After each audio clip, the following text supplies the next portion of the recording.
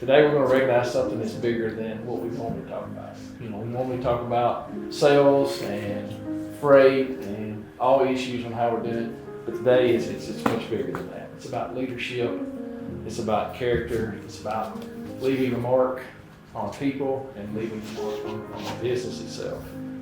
Eric was known for a lot of things, but what stands out the most was how he treated people.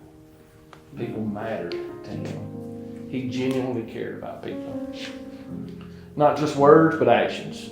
He paid attention to people, he followed up, and he made people feel like that they mattered. For those of you guys that don't know Chris and Joel, Chris is the owner of the Point Man Group, Joel's the president. They've been a part of Eric's growth. They've been a part of Old Southwood's growth since the very beginning.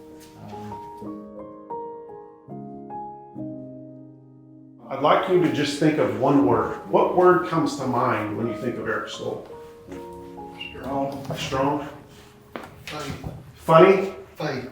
Faith. I was like, well, and funny too, but faith, absolutely. Achieving his goals. Achieving his goals, huge at achieving goals, correct? Other word. Genuine. Integrity. Integrity. I'd say God. Godly. Absolutely. There's one word that really jumps out for me when it comes to Eric Stoll, and that's shepherd. Our company name is Point Man. In Greek, it means a specific type of shepherd, the type of shepherd who loves its flock, heals its flock, feeds its flock, would leave the 99 for the one lost. And that is what we feel called to do. And in the time that I got to spend years with Eric, that is exactly who he became. The top award that we give away every year is the Shepherd Award.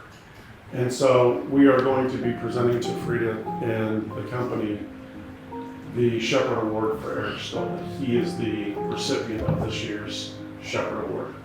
But we're not just presenting the award, we're also doing something else, and that is a reminder of the Eric Stoll legacy.